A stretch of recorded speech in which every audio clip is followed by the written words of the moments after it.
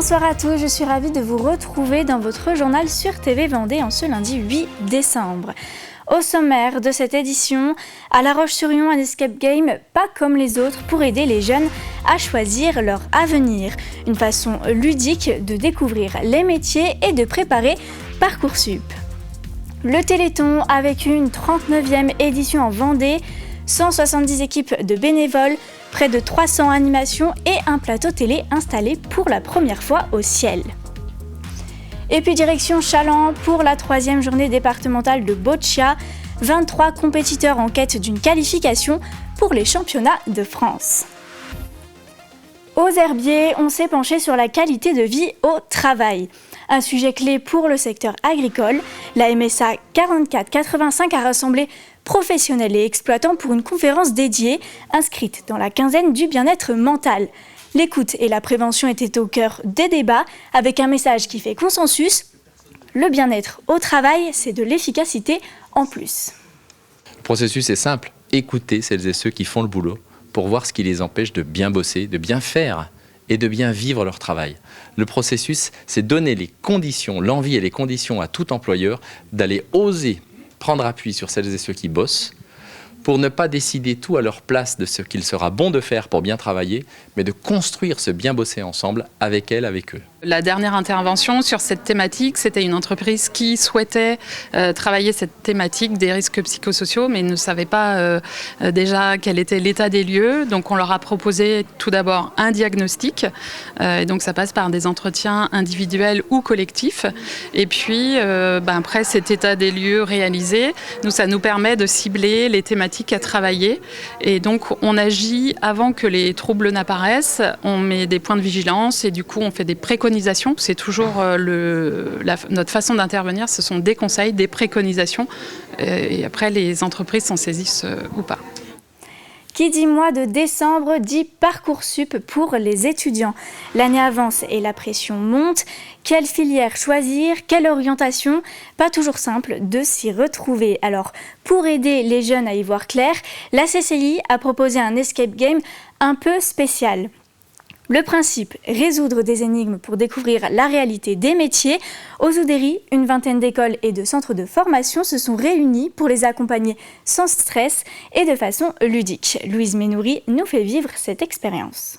Dans une chaîne de production automatisée, quel outil est le plus utilisé? Les robots, les drones, les imprimantes 3D? Résoudre des énigmes pour tenter de trouver sa voie. C'est la mission de Lilia, 22 ans, qui cherche à se réorienter. On a appris des chiffres qu'on ne connaissait pas, du coup, donc c'est bien aussi parce qu'on voit aussi comment les secteurs de métiers ils évoluent. Et puis après, on apprend aussi à casser les codes, de dire, par exemple, à la santé, on pense médecin, infirmier, alors que c'est loin d'être que ça. Donc c'était aussi l'occasion du coup, d'apprendre des métiers qu'on ne soupçonnait pas dans les différents domaines d'activité. Du coup. Pour d'autres, cet escape game est le premier pas vers un choix d'études. Je suis actuellement en seconde et j'étais venu à la base pour trouver un stage parce qu'on était en recherche et qu'on a vu l'annonce. Et en plus pour les spécialités, c'est vrai que c'est intéressant parce que ça permet de voir ce qu'on veut faire, ce qui nous intéresse réellement pour les choix qui vont arriver. Parce que dès la première, on va avoir des spécialités à choisir qui vont être importantes pour le reste de nos études. Au total, 6 énigmes sont à résoudre, chacune correspondant à un secteur d'activité. L'objectif, rendre l'orientation plus attractive. Vous allez parcourir 5 zones de jeu.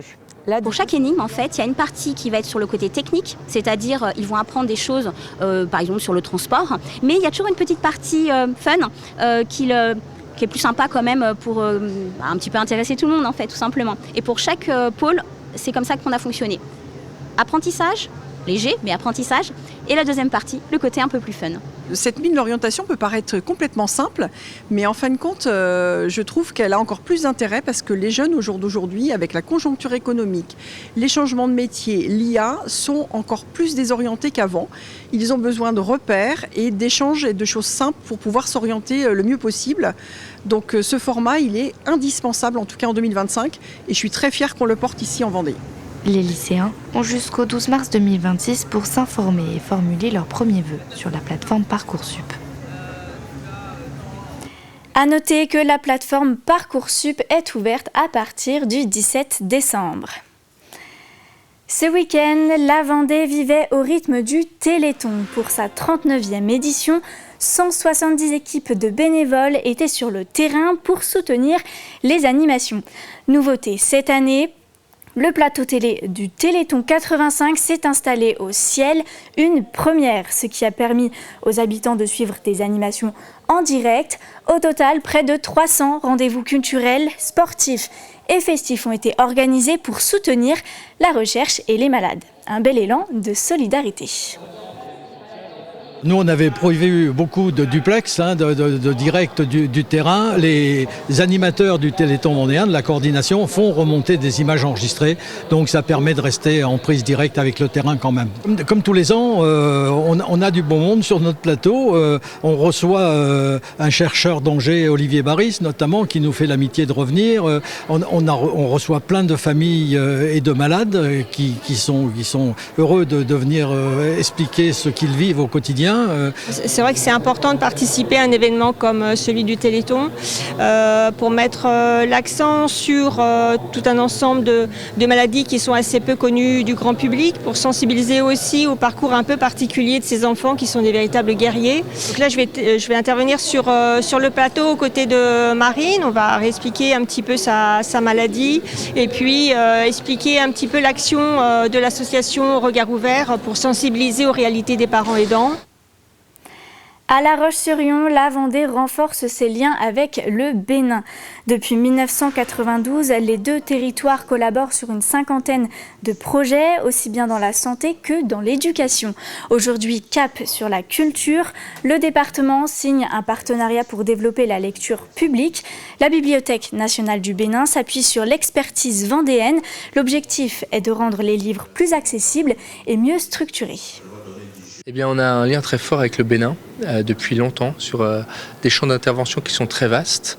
Une délégation vendéenne est venue au Bénin il y a 3 ans. Le Bénin vient régulièrement en Vendée et c'est vrai qu'on s'apporte et on s'enrichit de beaucoup de connaissances.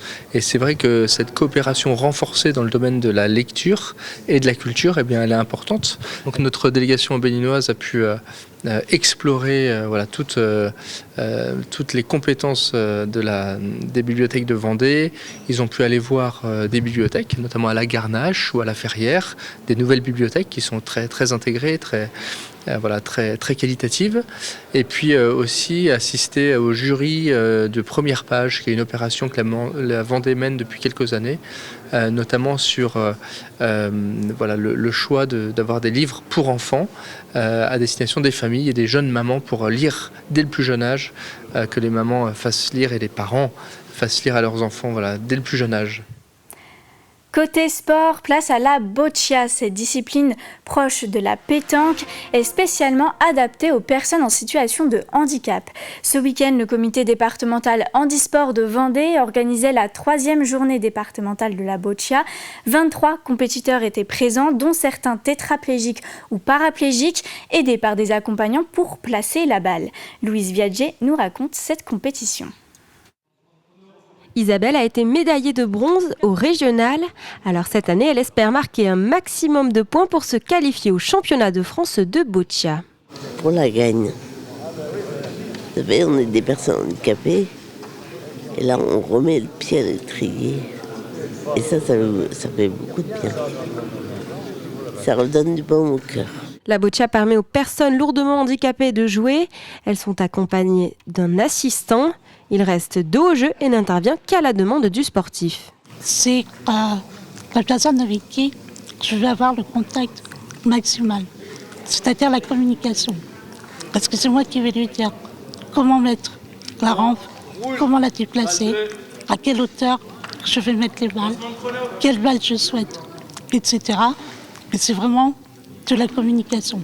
Alors verbale, gestuelle, il faut vraiment très bien s'entendre. D'autant plus que le binôme n'a pas le droit de parler. Pour la première fois, des jeunes en formation dans le sport arbitrent cette journée départementale de la boccia. On tourne, soit on fait les chronomètres, soit on compte les points, on arbitre et il y a vraiment un règlement qui est assez strict au sport. Donc c'est assez impressionnant de voir qu'il y a, si on peut faire quelques erreurs, c'est vraiment puni dans le sport. Les élèves ont suivi 2 jours de formation pour arriver aujourd'hui à cette expérience grandeur nature. On est sur des épreuves certificatives, donc cette manifestation ne compte pas pour les examens. Mais par contre, ça peut donner justement des vocations à certains.